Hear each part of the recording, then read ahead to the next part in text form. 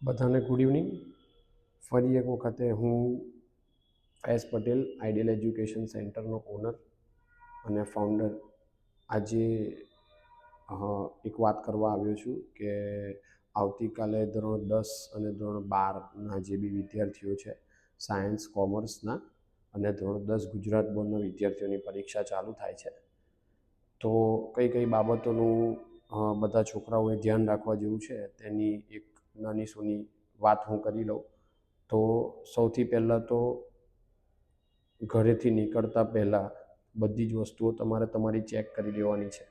ખાસ કરીને hall ticket check કરી લેવાની છે અને થઈ શકે તો જોડે તમારી સ્કૂલનું આઈડી કાર્ડ લઈ જઈ શકો છો.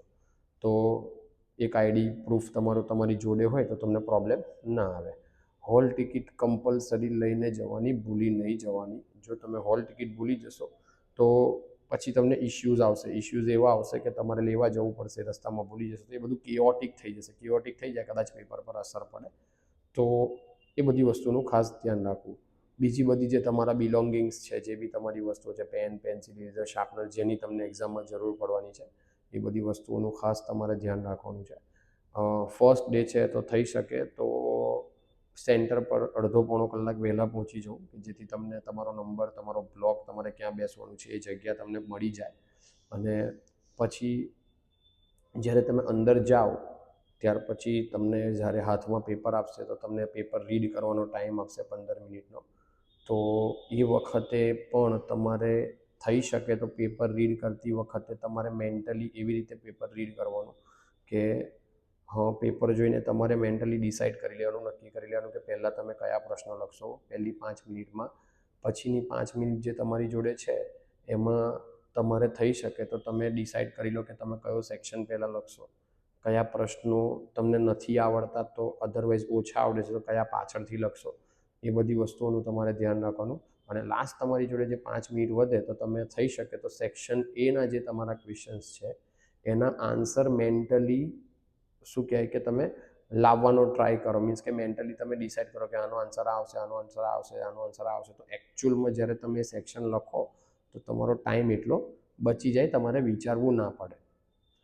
હવે એક વખતે તમે પેપર લખવાનું સ્ટાર્ટ કરો તો પેપર લખવામાં જે સેક્શન આમ તો જવું જોઈએ સેક્શન વાઇઝ જ, પણ કદાચ તમને એવું હોય કે ભાઈ મને section C, section D, section E પહેલો આવડે છે, તમે લખી શકો છો. પણ હા, સેક્શનની અંદર તમે પ્રશ્નોના જવાબ આડાઅવળી કરી શકો છો. ફોર એક્ઝામ્પલ સેક્શન ઈનો કોઈ ક્વેશ્ચન છે તમને વધારે આવડે છે, તમે પહેલાં લખો, બીજા ક્વેશ્ચન પછી લખો. આ બધું તમે કરી શકો છો. પણ એક વસ્તુનું ખાસ ધ્યાન રાખવું કે એક સેક્શનનો પ્રશ્ન બીજા સેક્શનમાં લખવો નહીં.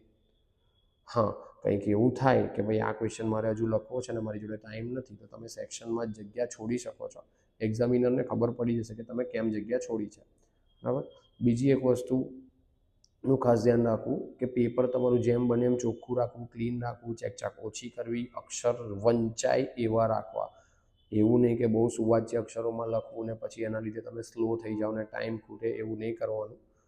તમારા અક્ષર સામેવાળાને વંચાય એવા લખવાના. બીજી વસ્તુ કે જે કંઈ બી લખો એને પ્રોપર વેમાં લખવાનું, સારી રીતે લખવાનું, વ્યવસ્થિત લખવાનું, સામેવાળાને ખબર પડે એવું લખવાનું. આકૃતિ હોય તો આકૃતિ એકદમ ચોખ્ખી, ક્લીન, વ્યવસ્થિત દોરવાની. એના નોટેશન્સ જેમ નામ નિર્દેશન કરીએ છીએ આપણે એ બી એકદમ વ્યવસ્થિત રાખવાનું. જેનાથી તમે શું કહેવાય કે જ્યારે એક્ઝામિનર એને ચેક કરે તો એ પ્રોપરલી જોઈ શકે ભાઈ આને આકૃતિ બરાબર દોરી છે તો અંદર લખ્યું બી બરાબર જ હશે. રાઈટ. જે મેથ્સ જેવા સબ્જેક્ટ છે કે જેમાં સૂત્રોને બધું લખવાનું છે, સૂત્રો સાચા લખવાના, જવાબની પાછળ એકમ લખવાનો ભૂલવાનો નહીં. આ બધી નાની નાની વસ્તુઓનું ખાસ ધ્યાન રાખવાનું. ગુજરાતી જેવા પેપરો છે જેમાં ડિસ્ક્રિપ્ટિવ ક્વેશ્ચન્સ આવે છે, નોટિસ છે, પત્રલેખન છે, આ બધી વસ્તુઓ છે. ઇંગ્લિશમાં બી આપણને ખબર છે એસે રાઇટિંગ ને બધું આવે છે. તો આ બધી વસ્તુઓનો તમારે સ્ટ્રક્ચર ને બધું બહુ પ્રોપર રાખવાનું કે જેનાથી તમે શું કહેવાય કે જેટલા બને એમ વધારે માર્ક્સ ગેઇન કરી શકો.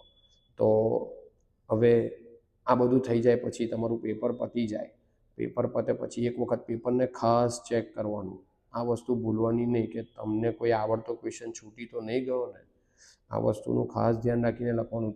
એવું ટાઈમ મેનેજ કરવાનું કે છેલ્લે તમારી જોડે 15 મિનિટ બચે અને એ 15 મિનિટમાં પેપરને ખાસ ચેક કરવાનું કે કોઈ આવડતો ક્વેશ્ચન તો નહીં છૂટી ગયો ને. કશુંક ના આવડે તો એમાં કશું એડ કરી શકું એવું છું તો એ રીતે લખવાનું. તો આ રીતનું થોડું ઘણું વસ્તુઓનું ધ્યાન રાખવાનું.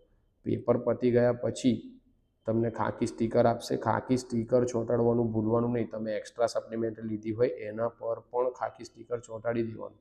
મેઇન સપ્લિમેન્ટરી પર ખાસ ખાકી સ્ટીકર ચોંટાડવાનું નહીં ભૂલવાનું. એક્સ્ટ્રા પર કદાચ રહી જશે તો આગળ કોઈ પ્રોબ્લેમ નહીં આવે, પણ મેઇન સપ્લિમેન્ટરી પર ખાસ. એવું નહીં કહેતો કે ભાઈ પાછળ તમે એક્સ્ટ્રા સપ્લિમેન્ટરી લીધી એના પર પણ જાણી જોઈને ભૂલી જવાનું, એ બી ચોંટાડવાનું જ છે તમારે, પણ મેઇન સપ્લિમેન્ટરી બહુ અગત્યની છે. એના ઉપર ખાસ ખાસ ખાસ ખાકી સ્ટીકર ચોંટાડવાનું અને પછી બધું જ એક વખત ફરીથી ચેક કરીને નીકળવાનું કે તમે ખાકી સ્ટીકર ચોંટાડ્યું છે.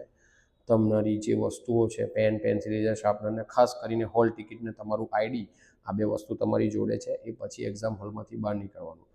લાસ્ટમાં એવું કહેવા માંગીશ કે ભાઈ તમારી એક્ઝામ છે, હવે આખા વર્ષનું પરિણામ તમને હવે મળવાનું સ્ટાર્ટ થશે.